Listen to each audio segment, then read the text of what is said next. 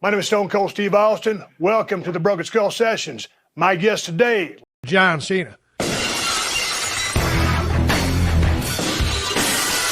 we've been talking for 15 minutes. John's on a tight schedule, squeezing my ass in here right before they go live at 5 p.m. here in Los Angeles, and I wasted 15 minutes because I had the pause button pushed. But we thought we were talking, and it sounded real good. Guys, you missed some great stuff. We found the meaning of life.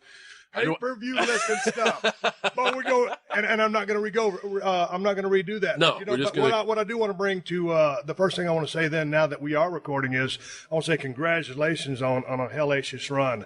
Your run that you're currently seemingly right in the middle of, because I see 3, 6, or however many years you want to keep going in front of you, or whenever you put the brakes on, but you're putting together one of the best runs in the history of our business.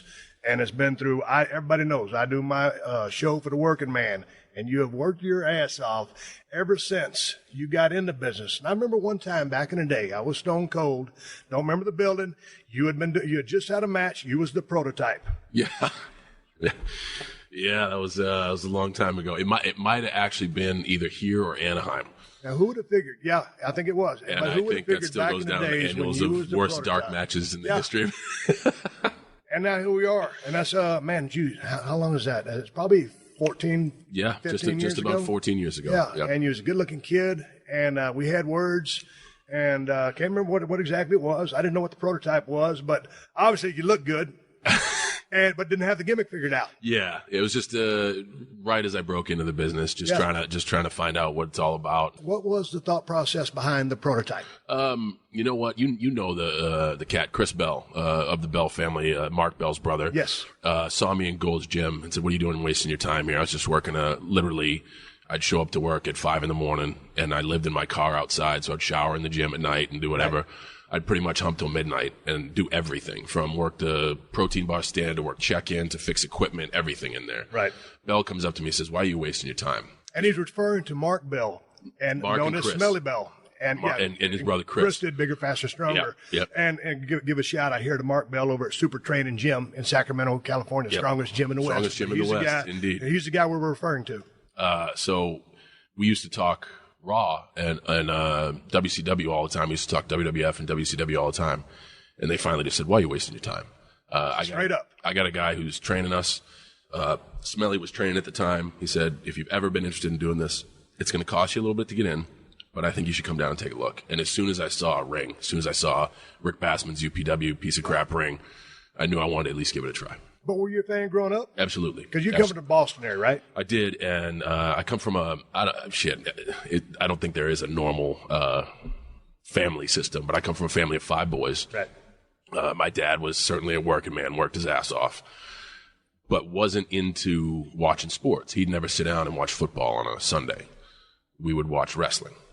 And he loved wrestling. My dad was the first family in West Newbury to get cable, so he could watch NWA, AWA, World Class, Glow, and WWF as much as he could. And that's the only time, I never played catch with my dad. Let's go outside and work on field and ground balls or work on your stance. That wasn't my dad. My dad was, okay, let's have a battle royal in the living room.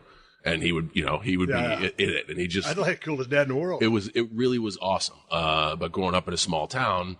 we were the one pro wrestling family in the small town, so we beat each other up, and we'd try to be as energetic at school, and it just oftentimes didn't fit. Hey, what kind of student were you? Good grades? I wasn't going to make dean's list, but I wasn't I definitely wasn't a troublemaker. But did you have to crack the books and apply a little bit of effort, but you just kind of got by? If I look back, I wish I applied more effort. Right. So I wish I had done a little bit better, but I learned, I went to boarding school as a junior and a senior. So I lived away from home at age 16. And the lessons I learned about life from 16 to the time I finished college, so much better than anything I could learn in the classroom. But so then what was that? Being self-sufficient? Relying on yourself, getting things done? Not having that safety blanket there to fall through. I went to preparatory school on financial grant. So I was one of there's rich kids that go there and there's poor kids that go there. And I was one of the poor kids. So I had to wash dishes. I had to, work at the student store and do whatever I could. And then when I went to college, I had to work student security and work in the student store again and supervise the dorm rooms and take these crappy jobs that caught me a lot of heat, but would give me a paycheck every week just so I could get by. Now, you ended up, I didn't even bust out my notes, but I got all this down. The name of the college you went? Springfield College. Springfield College. Yeah. And you were an exercise physiology major. You got a degree. Yes, I did. What were your plans to do with that degree? You know what? This is such a awkward thing to say, but I wanted to go to college to play football. Yeah, and you did. Yeah. But you played Division III, and you were All-American. I was an All-American. I was a team captain. As a 18-year-old, I really wasn't looking to 25 or 35. Not too many people are. So when I picked my major, I just picked something that I knew about. I knew about the health and fitness industry. I knew about working out. It was really a passion of mine, still is to this day. So I figured it would be an easy major. And it was, not because the classes were a cakewalk, because I was interested in it. But after I graduated, I didn't know what the hell I was going to do. And I ended up just coming out to Venice because I figured that was like the mecca of health and fitness. I'll find work there. And you'd been banging around the gym, during your college days. Yeah. And so were you competing already? I had, as far as bodybuilding was concerned, I grew up in a really piece of crap gym in Amesbury, Massachusetts called Hard Knocks. That was just run by a hard-nosed dude. Right. If Mick from Rocky could be real life, that dude would be Dave Knock. Right. And he kind of instilled in me at a very young age, there is no substitute for hard work. You show up, you clock in, you get shit done, period. Right. And anything else is an excuse, and they don't tolerate that. And, right. And the cool thing about Dave was, even at his age, he would hang right with you. So it's not, I also learned that there's folks that just stand there and bark at you like a drill sergeant and never lift one weight. But the dude who can be right next to you, going through the struggle with you, and then say, hey, if I can do it, you can do it. Like, there's something to be said about that. Right. So he kind of instilled that into me at a young age. And when I used to come home from prep school, he would have me kind of follow a bodybuilding regimen just to stay in shape over the summer. He didn't want me slacking. And then when I was 18, I was looking all right. He was like, hey, we want to throw you into the show at the end of the summer. Right. And that became like the tradition. I'd go play football during the school year. I'd come home, and my off-season regimen was like a bodybuilder program, so I could show up to the preseason lean and ready to go. Right. Now, dude, you got good genetics from a bodybuilding standpoint. But, dude, you're also one of the strongest cats I've seen in the gym. Some of the stuff you've done in the ring, it kind of blows my mind. Some of the bodies you've been throwing around.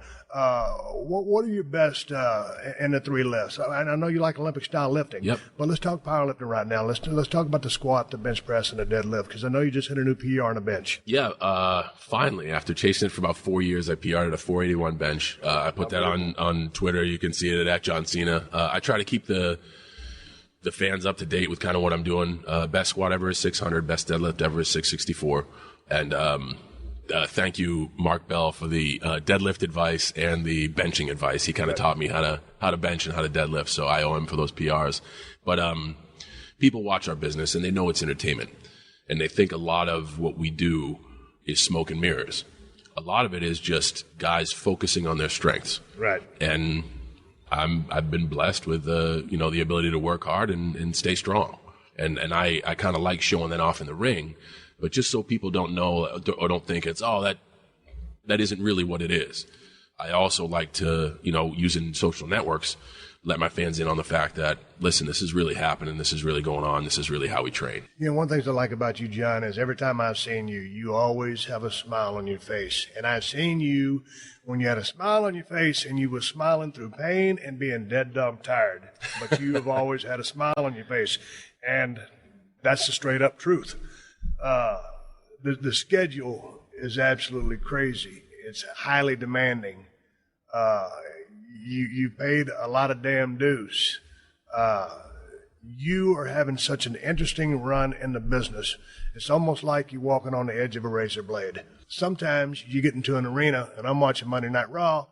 You have some of the people booing you. Yeah. You have some of the people, most of them cheering you. And I always it look depends at on the city.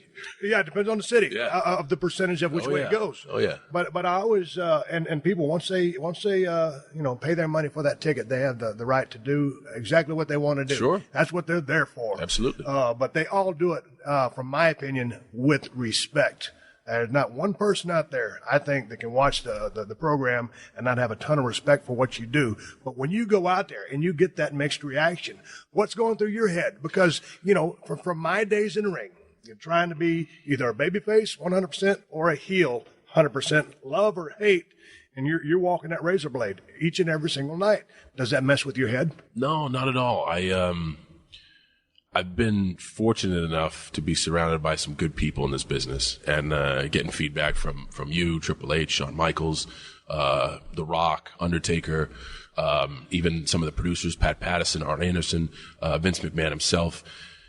I've just been able to look at this product objectively. I take myself out of the equation, and I kind of understand where I am. This is the stuff that I obsess over. I can't stop thinking about this stuff. I think a lot of the reason the reactions are the way they are is for quite a few years, WWE didn't step up to the plate and correctly build new superstars and correctly provide new main event talent. I often tell people that I'm working with, if they're in the ring and half the fans are cheering me and the other half are booing me, shouldn't you be the one that's mad? Because they're not noticing you at all. And people talk about being a babyface and being a heel. What happens when there's no one? Right. And that's honestly the thing. I wish, and right now I'm very excited, not only for stuff like the WWE Network, but I think we are on the cusp of getting a true all-star lineup for the first time in a long time. We have a lot of guys who are, some bright if spots not making some noise, that are about to make some serious noise. And I think you'll see that go away. And I'm objectively looking at it. Right. Because when you have one dude and you're trying to make superstars off of that dude, a majority of the audience just recognizes that one guy. Right. And that's why when you have a feud with Daniel Bryan or a feud with The Rock, you don't hear the "let's go Cena sucks" as much. It's cheer for one guy, boo the other guy. Right. But when it's a one-man party out there, oftentimes the crowd is attached to the one man. Right. We've had conversations in the past. It's great to be hot. It's great to be hot, but you need somebody to dance with. It's all about the dance part. And I mean, it's not that what we have isn't good. No. I could waste 4 hours talking about the state of the business, setbacks I think guys can't overcome. I think we have a locker room full of very, very talented superstars, but I also think we have a locker room full of superstars that are fearful for their employment and are not willing to take that one step that Austin 316 whipped your ass, or that put a hat on backwards and a chain around your neck when no one else is doing it. Go out on a limb. Go out on a limb. Hey, man, the good folks over at Right Guard recently sent me some of their extreme antiperspirants and aluminum-free deodorant, and I have to say, I dig them. I'm a fan of both. Right Guard formulas are designed to defend against sweat, odor, and stains with up to 72 hours of protection. I might have got up to 73 hours. The Right Guard research team has stepped up to the plate to help prevent yellow stains by finding a way to protect from stains without lowering the level of antiperspirant protection. Gone are the days when you have to choose between a fresh feeling and a yellow pit stain. Throughout the entire antiperspirant lineup, get it all. The sweat and odor protection you expect while fighting yellow stains. Want to go aluminum-free? Right Guard's extreme aluminum-free deodorants also have odor defense technology to give you protection for up to 72 hours, immediately targeting odor and neutralizing it, resulting in long-lasting protection from odor, keeping you smelling fresh for days. Right Guard's extreme aluminum-free deodorants are not only free of aluminum, but it's also free from alcohol, talc, and parabens. Right Guard antiperspirants and aluminum-free deodorant don't feel greasy or sticky. They go on smooth and last. Try Right Guard today, because I said so. I feel sometimes when I come back every now and then and just kind of observe what's going on, and I'll probably step into the building here in a little bit, but I know a lot of guys are walking on eggshells because there is no other place to go. There is no alternative. Yeah. Can you go to the indie scene? Yes, you can. And I say this with all due respect to anybody on the indie scene, living their dream, doing their thing, having fun. When you're at this show, when you're at the level that you're at, there is no indie scene. No. It's this or nothing. And for these new cats coming up, it's great to get noticed on the indie scene, but this is where you want to be. With only one game in town. Play for the Yankees. Yeah, you want to play for the Yankees. But with only one game in town, I agree with you. I just think people are afraid to go out on a limb and take a chance. And like you said, to your point, the 316, the hat, the backwards, the chain. Just taking a chance. Type thing. And everyone thinks, critics especially, because critics just criticize. Everyone thinks that I was just handed the key to the city. You were not. People have to remember I wasn't anybody's first choice. If you're looking at a bench of people, I'm last on the bench. And it was an extraordinary set of circumstances with the entire WWE roster that I even got a chance. And I knew that. I wasn't blind to what was going on. So what did I do with that chance? I made the most out of it. And I took risk after risk after risk. Countless weeks in a row, I was told by producers and Vince himself that I would be fired if I kept taking those chances. Right. But the one thing remained the same. I would go out there and the audience would relate. Right. And in a business sense, where you're in the business of entertainment, it's opinionative. It's like floor gymnastics. I scored a 10. You scored an 8. Why? Because subjective. I like this. Yeah, exactly. But the one constant is noise. And if you go out there to noise, then you're doing okay. And the thing that really, I don't get mad at a lot nowadays. The only thing that really frustrates me is when I see a guy with all the tools or next to all the tools who is just afraid to take that leap of faith. Because if you believe in yourself enough, and the best advice I got on psychology of WWE in general was from Shawn Michaels. And he said, if it's really loud, or if they're really loud, it was really good. Right. And that's it. And a lot of stuff, looking back at what people say, like work rate or whatever. If they're really loud, it was good. Because our job is to make the audience loud and make everything exciting and make everything heartfelt. And I think that's where the polarization of John Cena comes from. People know they're getting me. Right. I speak from the heart. If I win, I win. If I lose, I lose. You're getting me, no BS. Just like they were getting you. They got Steve Austin. When Stone Cold went down that ramp, there wasn't a second you didn't believe you were Stone Cold Steve Austin. And as a fan, that's what I can relate to. And that's what I'm getting goosebumps just talking about it. And that's why I can keep a smile on my face, because I love what I'll do. And I'll be the guy who I'm going to play along with the plan. Right. But when you want me to do something, have some faith in me as a professional that I'm going to go out and do it my way. Right. Before I go to the Royal Rumble match with you and Randy Orton. Yeah. How much creative input do you have in everything that you're doing right now? Because I would imagine they're going to brushed up by you, but you're carrying a pretty big stick right now. Oddly enough, you hear these stories about guys planning their own future and whatever. I'm not really good at quote unquote booking stuff. I don't understand that. I don't want to say it doesn't interest me. But I'm good with, hey, we have this for you. Okay, I'm going to take this, I'm going to try to make it great. I would say I was kind of in the same boat with you. I'm kind of, okay, give me that steak, and then let me put a little salt and pepper on it. That's probably what I was best suited for.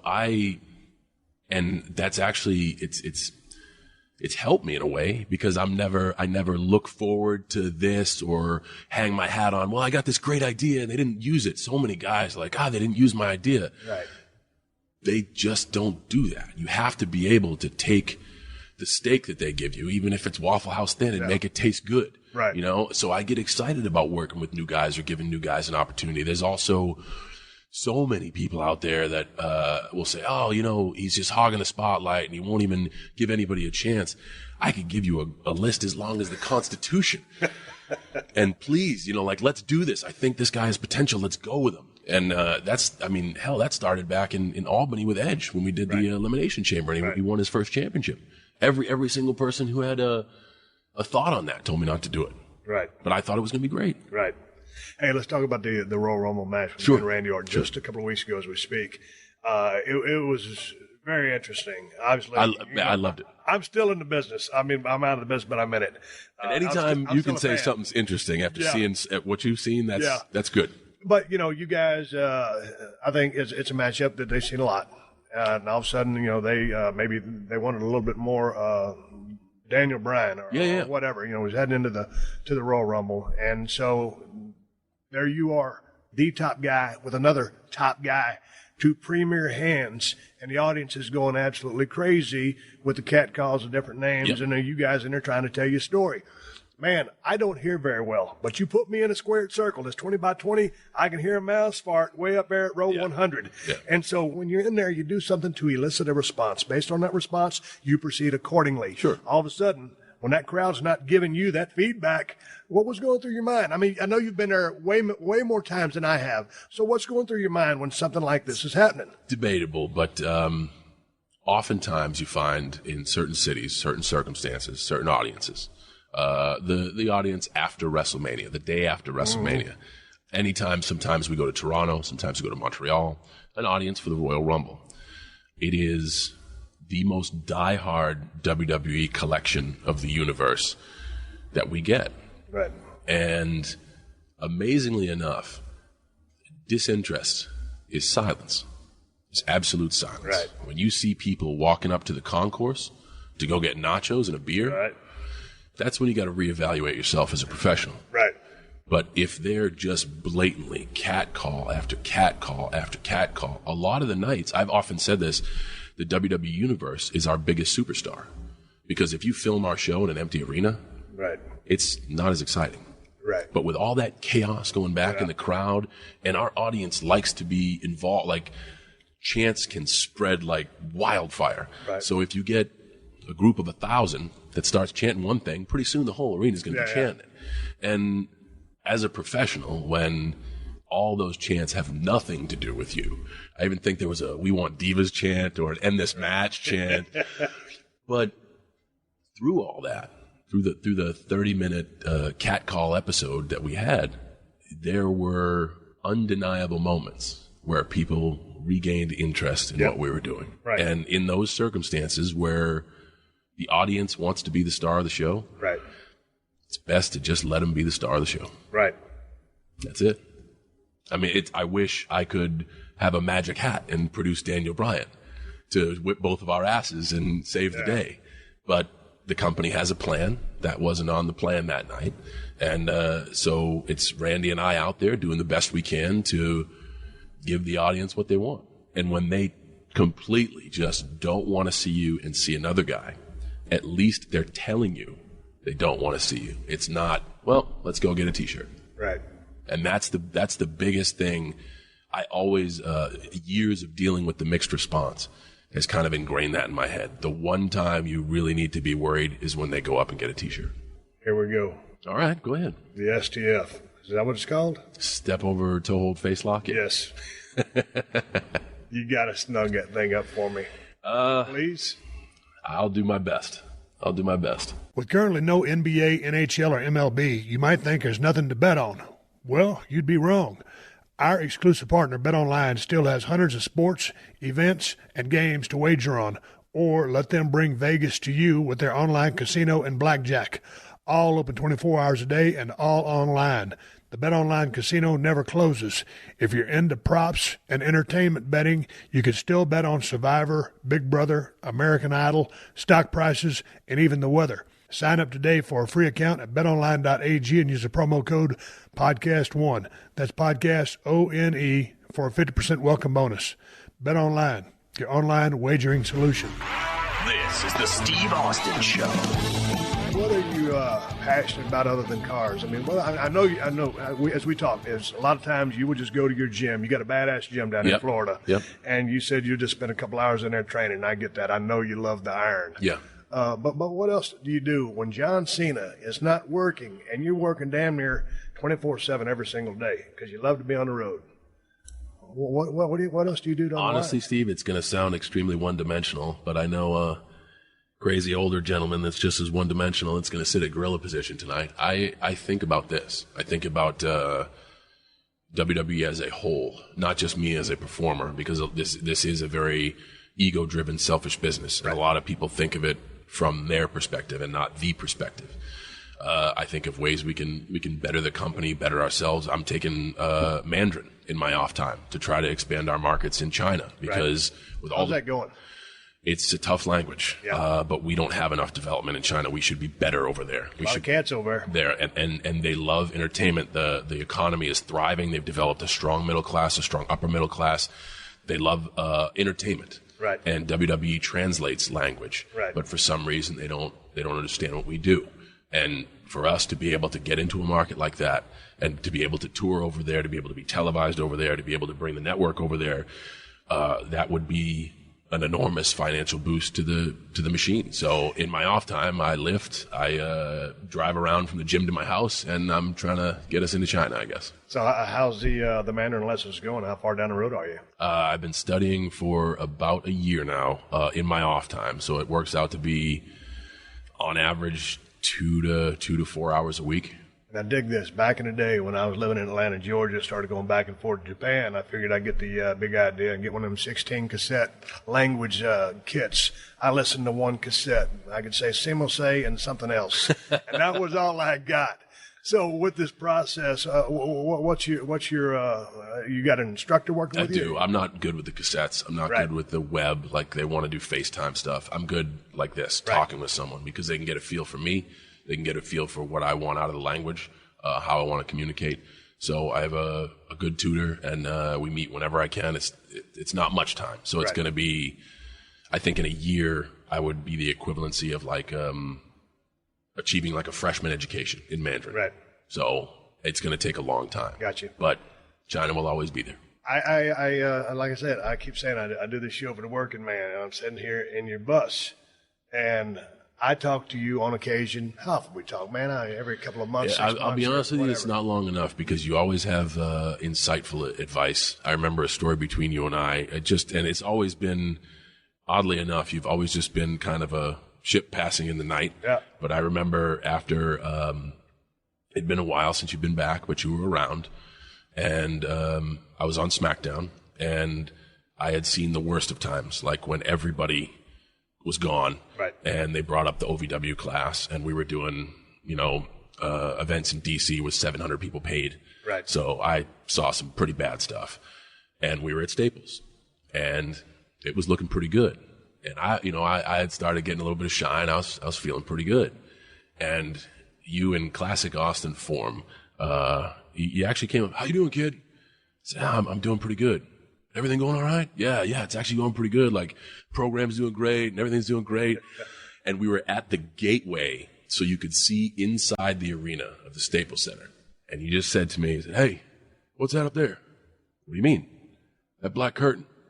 We didn't have that type of shit when I was performing. This place was sold out.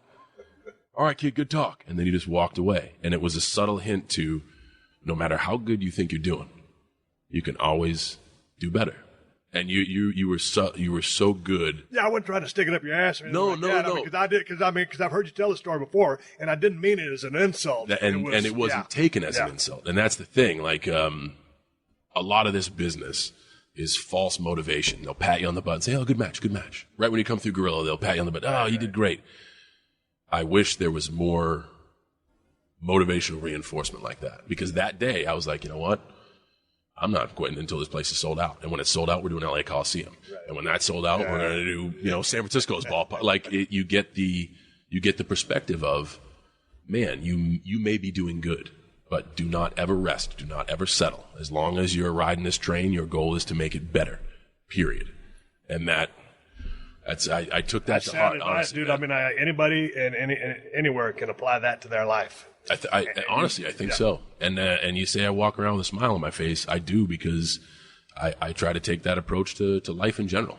I've seen guys in this business come and go with bad attitudes, and it consumes them, which sucks, and it rots the people around them, which equally sucks. And this is a pretty good gig. And I've seen guys come in with an okay attitude, all of a sudden get a little TV time, develop a bad attitude because they get the big head, and they think, okay, now all of a sudden, and that's one of the things that I just cannot stand, to see a kid get a little television time, and all of a sudden the head gets big and they lose perspective.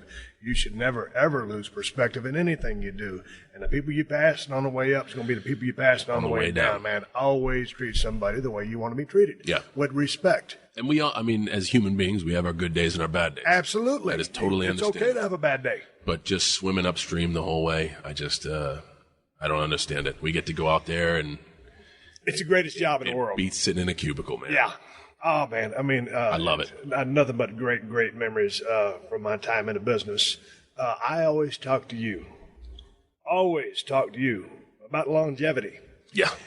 God dang it, kid, I don't think you need to take this bump right here. Well, I know. And, you still take a lot of high-risk bumps. Yes. Because you want to entertain the people. Yeah. And so how are you feeling physically? I mean, you're still lifting heavy weights. You just had the PR on the bench. I mean, you look like $1 million. So you're taking good care of yourself. How's the body feeling? I'm doing the best I can. I feel great. I'll be turning 37 in April. I know you just had a birthday. It was probably a while back. Yep. Congratulations on your birthday. Yep. Happy birthday on yours coming up. I mean, 37 is, you're very young in the business. I mean, you're a veteran.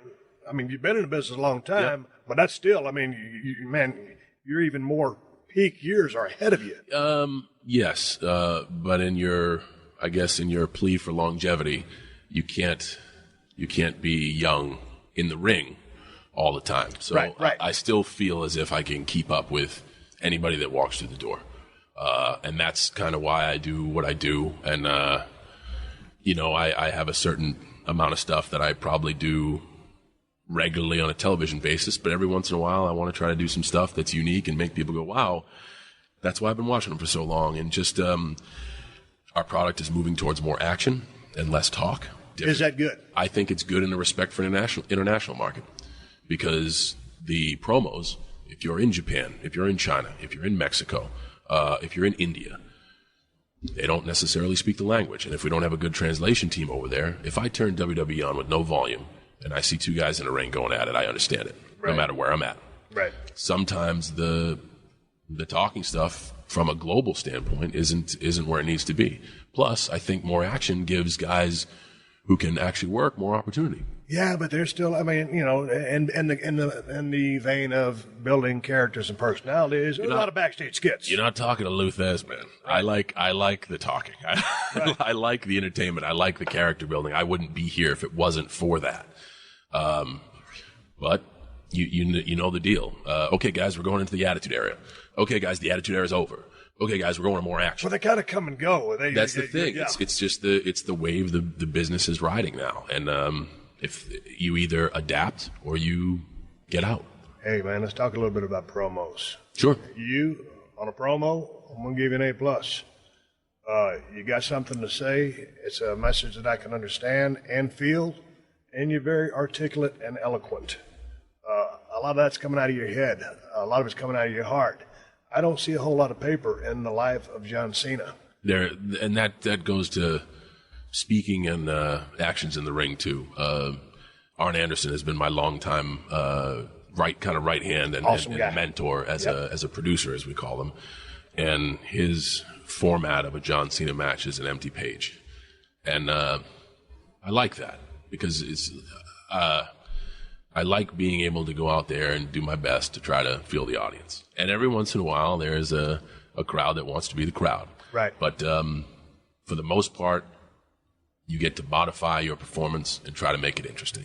And that's what we do. And but on a verbal level, when speaking, I've always lived and died by, if all else fails, just be honest with them. And I think that's what people can take away from me. And that's why, so many people enjoy what I have to say or effing hate what I have to say, because I have a set of ideals. I stand by them.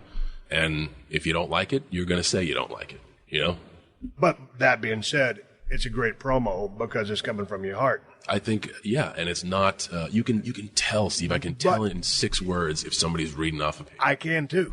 And I can see it in their eyes because I can see their eyes and I can see there ain't nothing behind them. Yeah. And I don't feel anything coming through those speakers on my TV. I got a pretty good TV. People afraid to go on a limb? Yeah, honestly, that's all it is. It's just lack of confidence. And the amazing thing is, a lot of these guys are so confident once they're in that box and the bell rings, doing their thing. And they know, I've talked to a lot of guys, they have such great personality. Whenever we want to go with someone or whenever there's any sign of potential in someone, I always try to get to spend some time with them and know them at a personal level because you can know them. Jim Ross was brilliant at this. When he would scout guys, because I remember he scouted me. Right. I spent so much time talking to JR, just talking, and he developed a sense of knowing you and knowing who you were. Right. And that helps when he goes to say, "This kid's got something." I know he's got something. I don't know. I know What he's was not your your first conversation with Jim Ross? Did he know you had something? Because you had a great look from the word go. It was in the Roxy Theater in Los Angeles. And unfortunately, it was a very brief conversation because it was for Rick Bassman's UPW. Yeah. And this was Jim Ross in the height of everything, coming to see our little podunk show. And everyone wanted his attention. And all I did was go up, shake his hand. I said, Mr. Ross, it's very nice to meet you. Hopefully I'll see you again soon, and left. And that was because everyone was just hawking him, man. I didn't want to see like that guy. I gave him a firm handshake, looked him in the eye. I said, it's nice to meet you. I hope to see you again soon. And shortly after that, he shipped me off to Kentucky, and he would on the regular come and check up on all of us. It wasn't just me. Right. Like that's really one thing that he did well is he really knew his talent personally, Here's a message from our sponsor, ZipRecruiter. Right now, we cannot be overwhelmed. We have to work to keep our loved ones safe and protect our communities. We have to work to stay strong, to stay connected, to stay focused. We have to work to inspire, to innovate, to build new solutions. But for all of this to work, we have to work together. As ZipRecruiter, we connect employers and people every day. But today is different. We are partnering with first responders, government officials, the medical community, the innovators, and the manufacturing, transportation, and food distribution industries to make sure we are finding the right people for the right jobs right now. Let's work together. ZipRecruiter.com/work together. The announcing game has changed a lot. Yeah. Don't talk so much about what's happening in the ring specifically, or help tell the story of what's going on in the ring from a visual standpoint.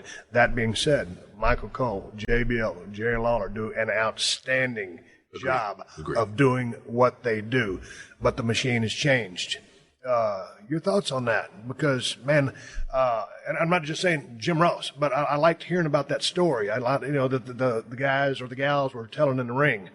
I think people, when it comes to this business, will always have their favorites. I think people who listen to Gordon Soley call them. Yeah, and I'm not picking favorites. I'm just talking about the disbursement of information. What I'm saying is it's okay to pick favorites. Yeah. I used to love Gorilla Monsoon. I did too. Like I love Vince, and he could go way off and be crazy and corny, but sometimes the way he said stuff, I just loved it.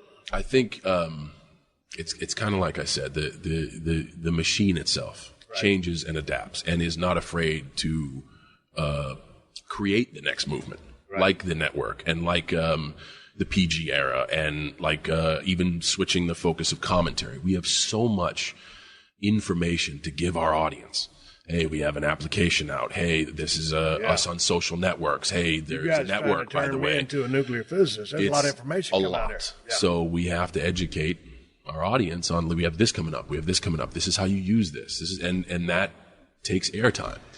So with all that information, it's very difficult to focus on the action at hand. But I think the guys do, like you said, I think the guys do an outstanding job of carrying the show, especially now that it's 3 hours long. Yep. Which I think is Let's go to ambitious. That. Let's talk about a 3-hour Monday Night Raw, because you were around for the 2-hour Raw. A lot of these cats just coming in the system came into a 3-hour system. Mm-hmm. So you've seen that change. You felt that change. You're right in the middle of it right now. How is that 3 versus 2? I think in a live event capacity, and I've done 250 live events a year for 12 years now. So that's a lot of live events. That's an ass load of work, people. That's working your ass off. Go ahead. I really think the optimum time, it's almost like when you're watching a movie. Movies are 90 minutes. They're a little bit more than 90 minutes. My window is 2.5 hours. Right. 2.5 hours from green flag to checker. Right. And I think that's just that optimum time where even if it's 2.5 balls to the wall and people want more and they want to come back. And now we tape programming before Raw. There is Raw and there's post Raw. It's a stretch. I think the creative department and I think the superstars are doing the best they damn well can to carry that 3 hours, and it's going to be a transition. But ratings are holding steady, and apparently people want to see it. So that, I mean, I have my own little data that I think, I think this. Yeah. And then they come with the real data and say, well, you thought wrong. Right. It's just it's tough to carry. It is. It's from a performance standpoint, being on segment 1, opening the show, and then having a main event match towards the end of the show. That's a lot of time to think and interpret, and it's tough. But I mean, That's why we do what we do, because we're over in the WWE. Hey man, let's talk just a little bit about what's going on down there in Orlando, Florida, with Sure. the Performance Center. Y'all are cranking out cats. How many cats are down there at a specific time? They got football players, athletes, people off the street. I think they got about 70 to 100 current superstars in training down there. Superstars in training. But the purpose is to have a lot. And I think, right, because you got to weed through those cats. You do, and the purpose of building the Performance Center was to attract more superstars to WWE. Yeah. Because back in the day, it was easy. Yeah. You go to a territory. I like this guy. He's coming to play for us. I like this guy. He's coming to play for us. There was a training ground. There was places for them to get their chops. By the way, by the time they got to New York, they would already be seasoned. Yes. And the system just kept on moving. Now, with the fall of WCW, it was about 15 years ago maybe. Yeah. We have hit the point where we can no longer draw. You can no longer pick from certain promotions or even the competition. We have to develop our own. So we're now in that point of being just open. Like, this is where you go to train. By the way, it's just as good as any Division I college facility. You'll get you'll get everything you need to be ready for WWE on the road. I think it's a fantastic move. The facility is beautiful. The TV facility is beautiful. If you can't make it there, you just don't have it. That should be the slogan of the place. But WWE Performance Center. If you can't make it here, you just weren't meant for it. But the thing about it, I mean, it was a great move by WWE to do this. I mean, because you must to survive. Yeah. If you cannot rely on the indie scene out there and some of these cats and whatever kind of training they've had, it's about being self-sufficient. Forever, Vince has been so good at adapting. And that's, I truly admire that about him. He has such foresight, and his ability to adapt to stuff that I would never even think about. That is such an admirable trait.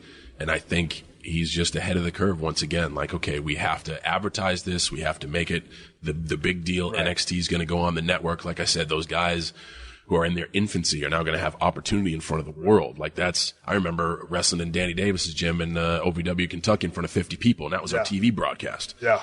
We do Sunday shows in front of 12 people. Yeah. And that was a little booth in a brick building with no bathroom, but it was awesome.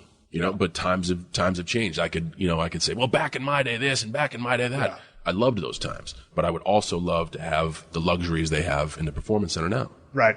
Hey, when you look at where you're at right now, we're sitting on a badass tour bus, and you've made well for yourself. You like I said, you just putting together one of the best runs in the history of the business, and I'm so proud of you.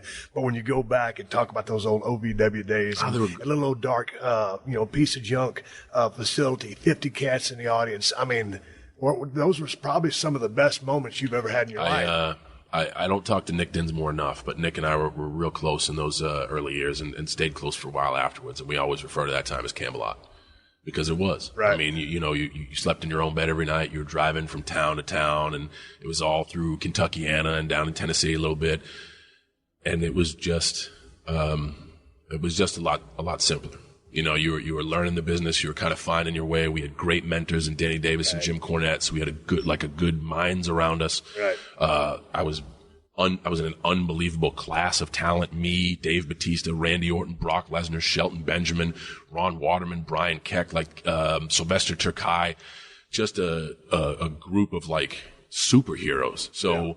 And we had a great group of Kentucky kids who were unbelievable in the ring and knew how to work, and they made us all look better than we were, and we were very grateful for that. And it was just, it was a great time. It was a great time. I was going down the road one day, USWA. I was traveling with Dutch Mantel, Chris Champion, and I was going to work with Danny Davis that night. I'd seen the card.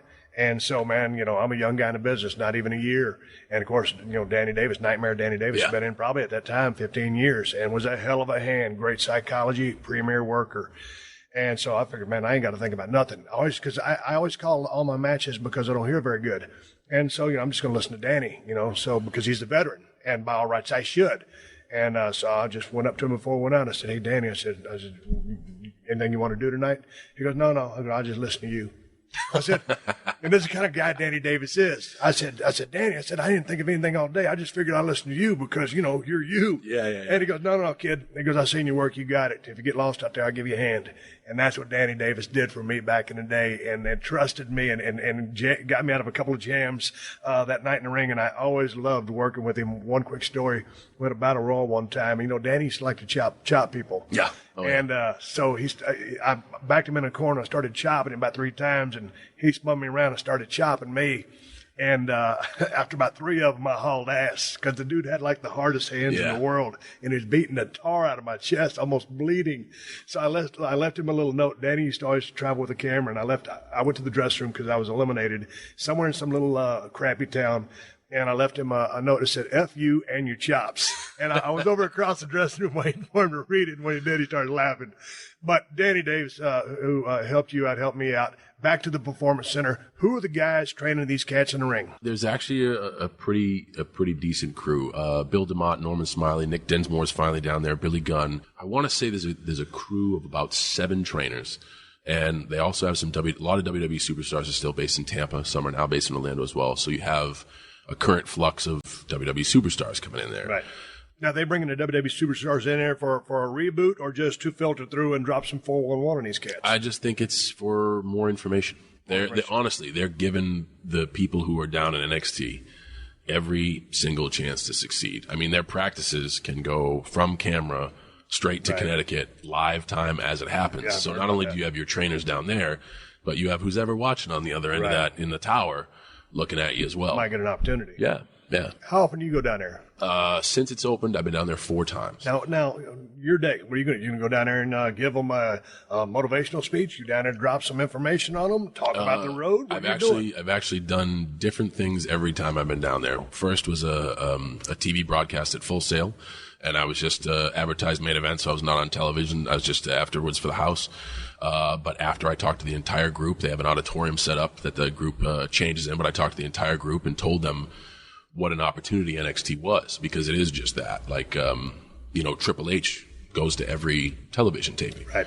You don't have a better chance of getting spotted by somebody than by him. Like that, every time you go through the curtain in NXT, you got a chance to break out. Right.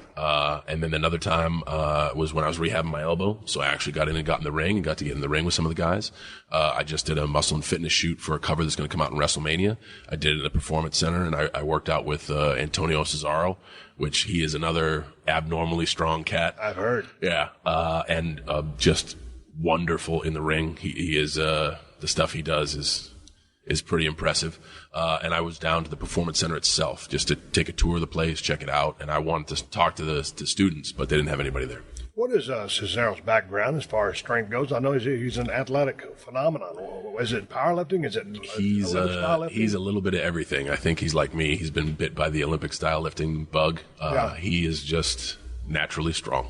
It's fun to watch him. It is fun to watch him, and I'll say this: I'd like to see him keep filtering through the process. I see a superstar in that guy. So do I. I think he's in the making. I don't think he's found it yet, but I think he will. I think the one thing he is missing is what we spoke about earlier. You have to find yourself, and you have to let the audience hold on to yourself. That and he's got to be able to express that to Vince, and to go back to your point about Vince. Vince. And his vision and his foresight, the ability to see and understand things. The thing I always liked about Vince was if you present that guy with an idea, he will listen to you. Yeah, absolutely. He will lend an ear to anybody who's got an idea. Obviously, the higher up you're on the totem pole, he's just going to be to get to him. He's being pulled in so many damn different directions these days, it's hard to get a word in, but, I mean, he'll listen to it. If I could use your airtime, because hopefully some of my colleagues are going to be listening. Go ahead. People think he's unattainable. And this is it is an individual business. It's built on individual personality. I am the guy who's the total other way. I'm a company guy. I'm a team guy. But if you're an individual and you have something you believe is successful, why don't you take it to your boss? Right. Why don't you take it? And I have this. I want to do this. Let him say no. Right. But a lot of people get stuck at that door, and that's where the gossip sites or whatever develop this black cloud of, there's this sort of politics and there's this sort of BS. The politics for me at the end of the day is to make sure our bottom line is the best it can be. Right. So if I got a guy who I think is going to make some noise out there, why wouldn't I push him? No matter what he looks like, no matter what he works like, we're in the business of making individuals. Right. And all creative can do is do its best to estimate what that individual wants to say. Right. And a lot of times, you got somebody that isn't you trying to create for you. And if you don't take your destiny into your own hands, you're going to be reading off a paper. Okay, we're heading on the road to WrestleMania, number 30. Yes. God dang, 30 years. Yes.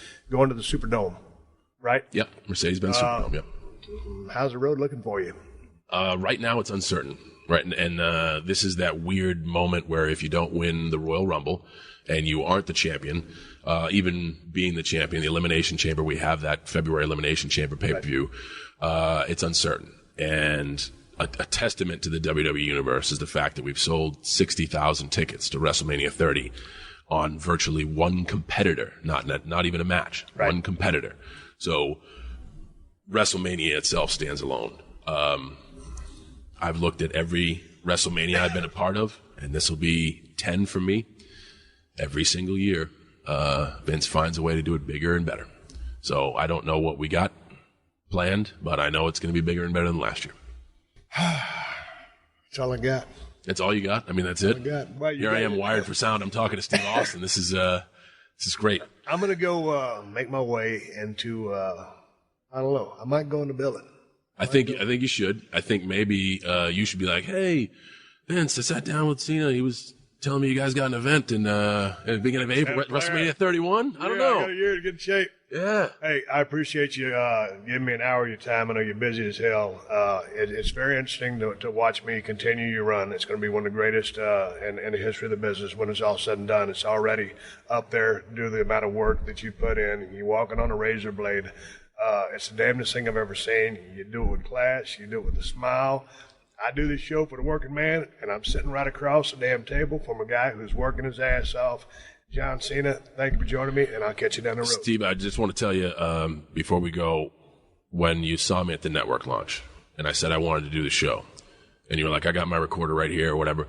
I'm not one of those guys who are like, yeah, you got a show, I want to do it, and then just give you the business and go. Right.